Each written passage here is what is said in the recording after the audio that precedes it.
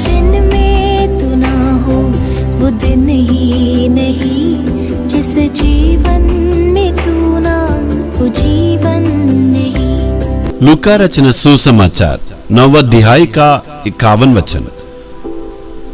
जब उसके ऊपर उठाए जाने के दिन पूरे होने पर थे, जो उसने यरूशलेम को जाने का विचार दृढ़ किया।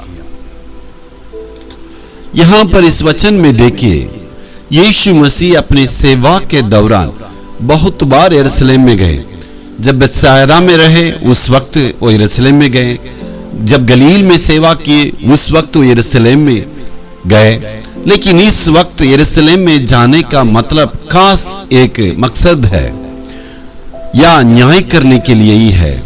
लोगों को न्याय करने के लिए नहीं, बल्कि शैतान को क्रूस के द्वारा न्याय करने के लिए यीशु ने उस यरूशलेम में जाने के लिए तैयार की। और देख रहे हैं मरकुस रचना सुसमाचार 8 अध्याय का 31 वचन में देख सकते हैं, यीशु मसीह को मालूम था यरूशलेम में जाने में क्या होगा।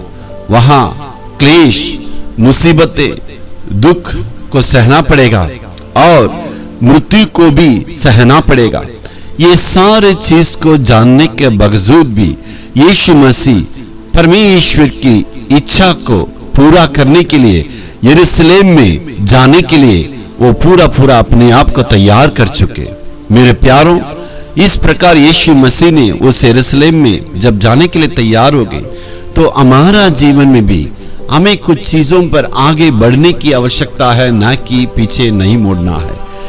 यीशु मसीह को ये मालूम था यरूशलेम में क्या होगा, यरूशलेम में उनका साथ क्या सलूक किया जाएगा, ये सब जानते हैं।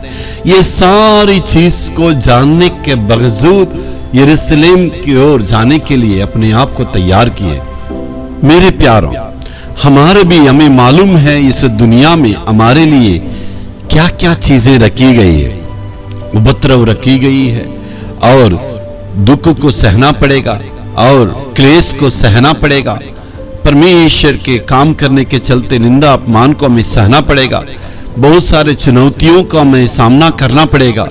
यहाँ से किसी के साथ मेल मिलाप करने के लिए हमें उस बातों को सामना करना पड़ेगा। इस बात से कभी भी हमें पीछे नहीं मुड़ना है।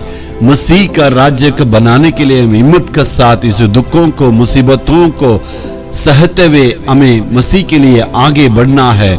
हमें कभी भी उस परमेश्वर का राज्य को काम करने में पीछे नहीं हटना है। Hallelujah, hallelujah.